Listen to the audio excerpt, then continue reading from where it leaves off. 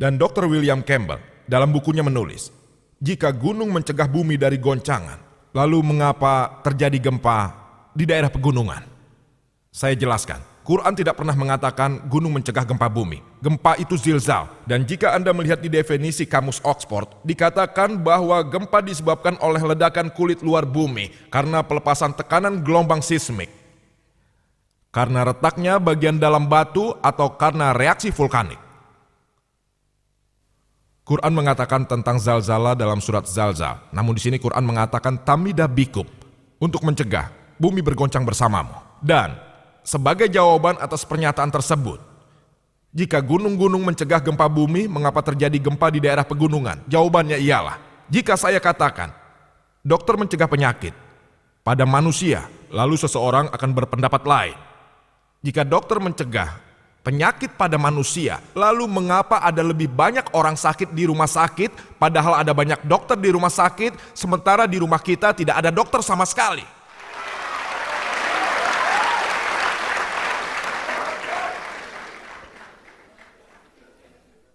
Di bidang kelautan, Quran yang mulia mengatakan dalam surat Furqan 25 ayat 53, bahwa Allah lah yang menciptakan dua macam air, satu manis dan enak, dan satunya asin dan pahit.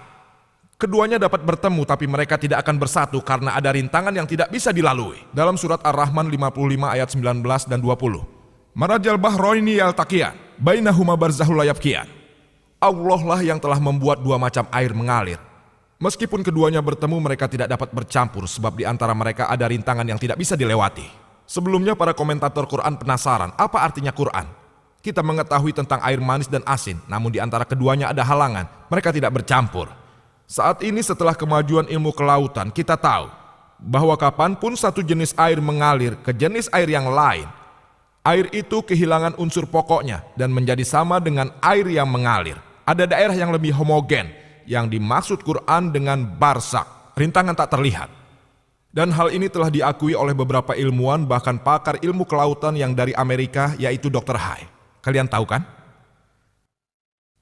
Dr. William Campbell menulis dalam bukunya, ini merupakan fenomena yang dapat diamati.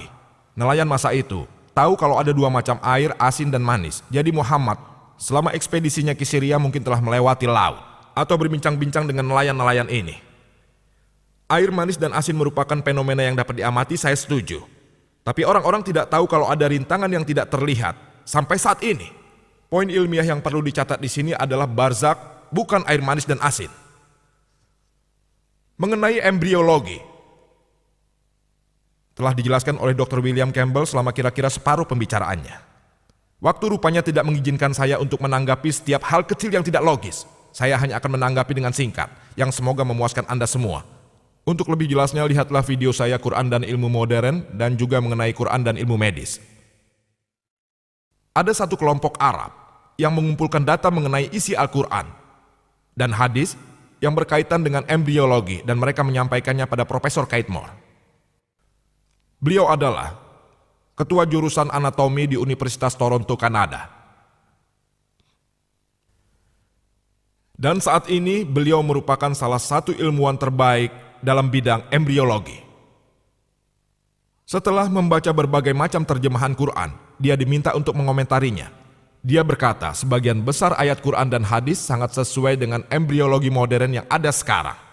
Namun, ada beberapa ayat yang tidak bisa saya katakan apakah ayat-ayat itu benar atau salah, karena saya sendiri tidak tahu.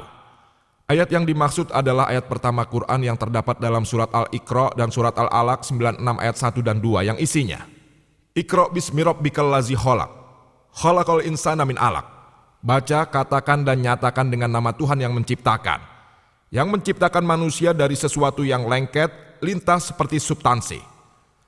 Berkaitan dengan pernyataan Dr. William Campbell, untuk menganalisa arti sebuah kata, kita harus melihat makna pada saat kata itu diucapkan, yaitu saat buku itu ditulis. Dia benar kalau mengatakan bahwa untuk menganalisa makna, kita harus menganalisa makna pada saat kata itu diucapkan dan akan dikatakan pada siapa kata tersebut. Jika pernyataannya itu dicermati, mengenai Injil, saya sangat setuju mengenainya. Karena Injil hanya diperuntukkan untuk keturunan Israel pada saat itu. Ini dijelaskan dalam ajaran Matius 10 ayat 5 dan 6. Yesus menyerukan pada murid-muridnya, janganlah berada di jalan orang kafir. Siapa saja orang kafir itu? Mereka adalah orang non-Yahudi, orang Hindu, dan orang Muslim. Pergilah hanya ke domba tersesat dari rumah Israel. Yesus berkata dalam ajaran Matius 15 ayat 24, Aku hanya dikirim untuk domba tersesat dari rumah Israel. Jadi jelas bahwa Yesus Kristus dan Injil hanya diperuntukkan bagi kaum Israel. Karena Injil diperuntukkan bagi mereka. Untuk menganalisa Injil, Anda harus menggunakan makna kata tersebut yang dipergunakan pada saat itu. Namun, Quran tidak diperuntukkan bagi bangsa Arab pada saat itu. Quran tidak hanya untuk orang Muslim. Quran diperuntukkan bagi seluruh umat manusia. Dan berlaku untuk selamanya. Dalam Quran surat Ibrahim 14 ayat 52. Surat Al-Baqarah ayat 185 dan surat Zumar 39 ayat 41 bahwa Quran diturunkan untuk seluruh umat manusia. Muhammad SAW tidak hanya dikirim untuk orang Muslim dan hanya orang Arab saja. Allah berfirman dalam surat Al-Quran surat Al-Anbiya 21 ayat 107. Wa ma arsalnaka illa rahmatan lil alamin. Kami telah mengutusnya sebagai rahmat, pedoman bagi seluruh umat manusia. Jadi apa yang dimaksud dalam Al-Quran, Anda tidak dapat membatasi maknanya hanya untuk saat ini, karena Quran adalah untuk selamanya. Sehingga makna alakah, lintas seperti substansi atau sesuatu yang lengket. Profesor Keith Moore berkata, saya tidak tahu apakah tahap awal dari embrio seperti seekor lintah dan dia pergi ke laboratoriumnya. Kemudian dia menganalisa tahap awal dari embrio di bawah mikroskop dan membandingkannya dengan foto seekor lintah dan dia tercengang akan kemiripannya. Ini adalah foto seekor lintah dan ini embrio manusia. Yang Dr. William Campbell tunjukkan pada Anda adalah perspektif lain dari yang ini. Buku ini akan terlihat persegi panjang, tapi kalau begini, perspektifnya berbeda.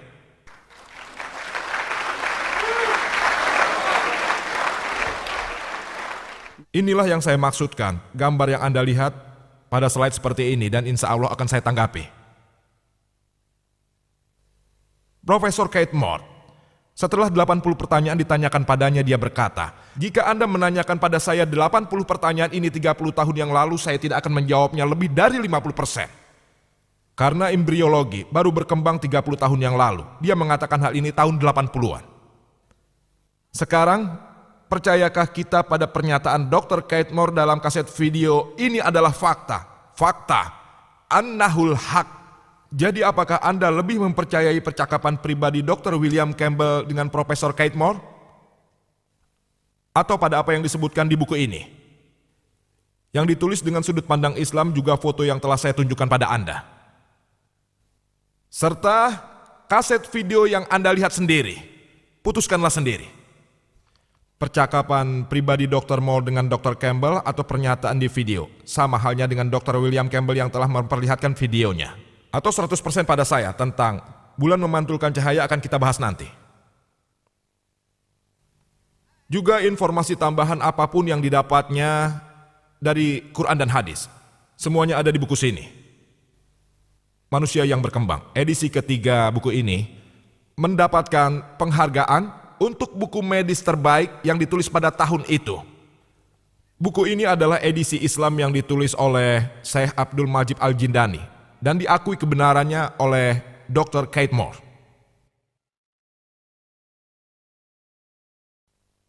Dalam Quran, surat Mu'minun 23 ayat 13 dan surat Hajj 22 ayat 5, serta ayat-ayat lainnya dalam Quran yang mengatakan kalau umat manusia diciptakan dari nutfah. Dalam bahasa Arab, artinya suatu kuantitas yang sangat kecil. Dan kita tahu, pada saat pengeluaran mani dari berjuta-juta sperma yang ada, hanya satu yang diperlukan untuk membuahi telur. Dan Quran mengacu pada nutfah. Quran menyampaikan dalam surat Sajdah 32 ayat 8, kami telah menciptakan manusia dari sulalah. Bagian terbaiknya yaitu hanya satu sperma dari jutaan sperma lain yang dapat membuahi sel telur. Quran merujuk pada sulalah. Dan Quran dalam surat Insan 76 ayat 2 menyebutkan,